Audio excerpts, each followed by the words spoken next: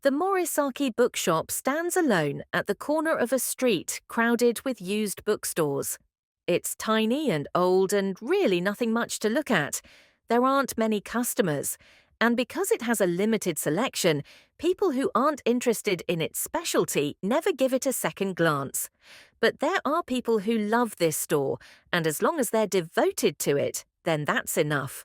That's what my uncle Satoru, the shop's owner, always says with a smile.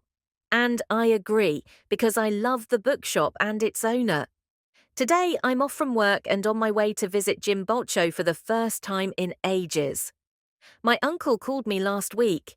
From the excitement in his voice on the phone, I knew something had happened even without him telling me. She said she wanted to see you too. It's been so long, he said.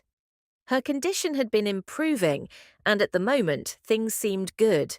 It was a relief to hear that, at least for the time being, and the thought of seeing the two of them after so long made me walk a little more quickly up the busy street. That day, my uncle went running after her. Momoko didn't come back to the bookshop, but my uncle was able to find her. He went to the temple where they'd held the memorial service for their stillborn child. He said that when he found her, it looked like Momoko had been standing by the spring in the back of the temple for a long time. I didn't dare ask for the details of what they said to each other. That's between the two of them, but they couldn't have told each other any lies in that place where their child lay sleeping. For them, what was probably most important was that they each came clean about their feelings. It's possible that somewhere in her heart she wished my uncle had come and found her in that same place when she'd left him 5 years earlier. When she saw me coming, she collapsed on the spot. She cried out like a little child and started bawling. In that moment, I loved her from the bottom of my heart. Tears were streaming down my face. I felt like I was finally able to face all the things I hadn't noticed before, all the things I'd turned away from. I took Momoko in my arms and I said, "Don't go," over and over again. I need you. Before I saw her there, I couldn't have said something as simple as that. When he returned to the shop alone late that night, he talked me through what had happened. Rather than being depressed that she wasn't with him, he seemed quite cheerful. "She promised," he said at the end.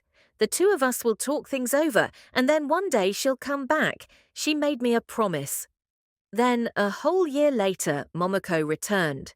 She said she'd needed to get her thoughts in order first, otherwise it wouldn't have been fair to him. He told me that's what she'd said when they said goodbye that day. She was as strong-willed as ever. After crossing the busy road, I go down Sakura Street. On this narrower back street, I pass a row of used bookstores, and then I can see my uncle's shop right ahead of me. The door clatters when I fling it open and find Sabu holding court at the counter. "Hey, Takako," he says and waves me over. "Oh, Sabu, you're here. Where's my uncle?" "That's not the warm reception I was hoping for from you," he giggled. "He just left on a delivery." I hear a cheerful voice coming from behind him. Looking around, I see a small woman with short hair sitting behind the counter. "What happened to your hair?" I say. Momoko raises her hand and touches the close-cropped hair above her ear. "Oh, I cut it. Honestly, when I first thought about it, I really wanted to get a buzz cut, but Satoru stopped me." She laughs loudly. "It looks good on you," I say, and sit down next to her. It truly does look good on her. "You think so?" She frowns.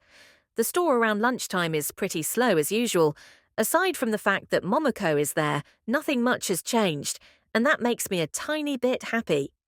"By the way, Takako, what's this about you having a boyfriend?" Momoko asks in her usual abrupt way.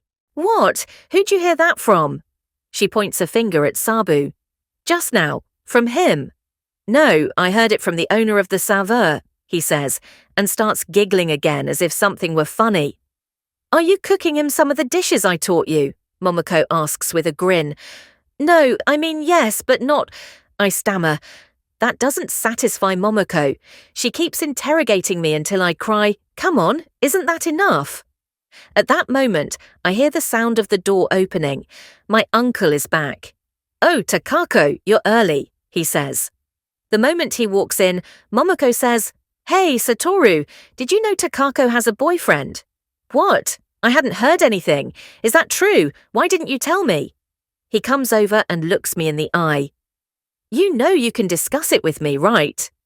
"That's right," Momoko says, clapping her hands together. "And if Takako marries him, then he can take over the shop. After all, we need to find a successor." For some reason, the thought of this makes my uncle completely lose it. "That's nothing to joke about," he yells. "Why should I let that guy take over?" "If you haven't even met him yet, how do you know who he is?" Momoko says coldly. Sabu giggles. "Well, maybe it's time for me to go home," he says. "See you soon, Momoko." He waves to her and leaves the store in quite a cheery mood. He doesn't say goodbye to my uncle or me. Once Sabu is gone, I say, "It didn't take long for you to have him wrapped around your finger, did it?" I'm amazed. "Hey, I didn't mean to. I just talked to him," Momoko says nonchalantly. "They've been at it all this time. I mean, of course she won him over. Sabu didn't stand a chance." My uncle says this so matter-of-factly that Momoko and I burst out laughing. Then Momoko suddenly gets to her feet and turns toward me. Momoko Morisaki has returned home and is reporting for duty. She gives a brisk military salute. I quickly stand up straight. "Welcome home," I say. "We've been waiting for you, and if you disappear again, I really will be angry with you." "You're the one who broke your promise. Honestly, though, I'm grateful for what you did." "Thank you, Takako. Let's be friends again," she says, and then she laughs as she pinches my cheek. I'm so used to it at this point that just like my uncle, I cry, "Quit it!" But I'm already starting to give in. Maybe I should cook something special tonight for Takako to show my gratitude. Momoko thumps her chest proudly. "Will you come shopping with me?" "Of course, your cooking is the real reason I came," I say with a smile. "Takako, before you go," my uncle cuts in, "I was thinking about what we were talking about earlier." We ignore him and walk out the front door. Outside, the sky is clear. A few large clouds drift pleasantly overhead. I stretch my arms up high and shut my eyes for a moment. I can feel the warm sunlight pressing on my eyelids. "Hey, if you don't hurry up, I'm leaving you behind." I open my eyes when I hear her voice. Up the street, Momoko turns back to look at me. The sun glints off her new short hair and she smiles. Come on," she says, waving to me, and then she dashes ahead. For a moment, I watch her from behind as she walks away. Then I run down the street after her.